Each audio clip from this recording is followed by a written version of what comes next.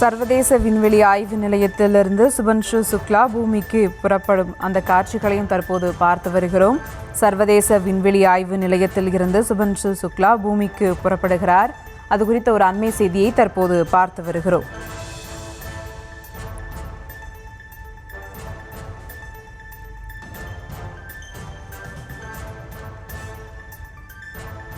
சர்வதேச விண்வெளி ஆய்வு நிலையத்திலிருந்து சுபன்ஷு சுக்லா பூமிக்கு புறப்படுகிறார்.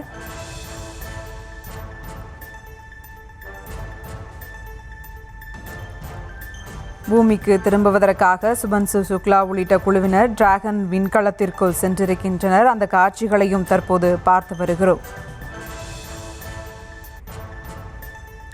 சர்வதேச விண்வெளி மையத்திலிருந்து இன்று மாலை புறப்படும் குழு நாளை மாலை பூமிக்கு திரும்பும் என கூறப்பட்டு இருக்கிறது. அது குறித்த ஒரு அண்மை செய்தியை தற்போது பார்த்து வருகிறோம்.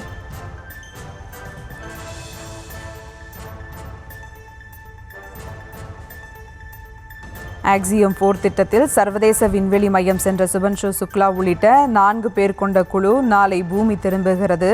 சர்வதேச விண்வெளி ஆய்வு நிலையத்தில் இருந்து பூமிக்கு புறப்படுகிறார் சுபன்ஷு சுக்லா. அது குறித்த ஒரு அண்மை செய்தியை தற்போது பார்த்து வருகிறோம். இது குறித்த கூடுதல் விவரங்களோடு இணைகிறார் மூத்த செய்தி ஆசிரியர் ரகுமான். வணக்கம் சார், விவரங்கள். ஆக்சியம் 4 திட்டத்தின் மூலம் சர்வதேச விண்வெளி ஆய்வு நிலையத்திற்கு சென்ற சுபான்ஷு சுக்லா உள்ளிட்ட 4 பேரும் இன்று பூமிக்கு புறப்பட இருக்கிறார்கள். சர்வதேச விண்வெளி ஆய்வு நிலையத்தில் இருந்து சுமார் 4:30 மணி அளவில் டிராகன் விண்கலத்தின் மூலமாக அவர்கள் புறப்பட்டு பூமிக்கு திரும்புகிறார்கள். அவர்கள் பூமிக்கு திரும்புவதற்கு 22 மணி நேரம் ஆகும் என்பதால் நாளை அவர்கள் பிற்பகலில் பூமிக்கு வந்து சேர்வார்கள் என்று எதிர்பார்க்கப்படுகிறது.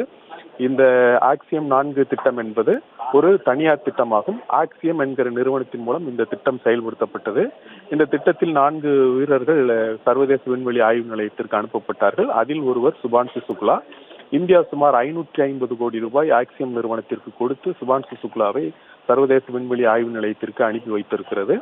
இந்த ஆக்சியம் 4 திட்டம் என்பது ஏற்கனவே செயல்படுத்த 3 திட்டங்களுடைய தொடர்ச்சியாக அது செயல்படுத்தப்பட்டிருக்கிறது. ஆக்சியம் நிறுவனத்தை பொறுத்தவரையில் இது ஒரு வணிக அடிப்படையில் செயல்படுத்தப்படுகிற திட்டமாகும். வணிக அடிப்படையில் விண்வெளிக்கு மனிதர்களை அழைத்து செல்கிற திட்டத்தை அந்த ஆக்சியம் நிறுவனம் செயல்படுத்தி வருகிறது.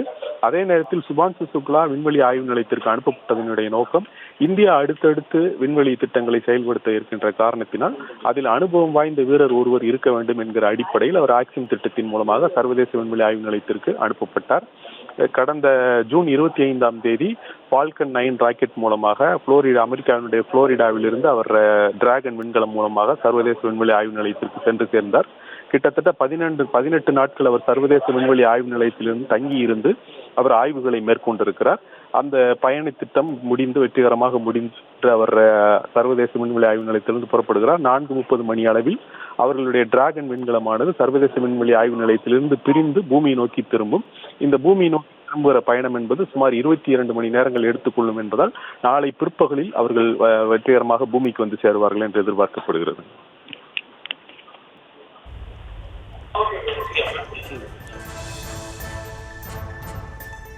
விவரங்களுக்கு நன்றி சார்.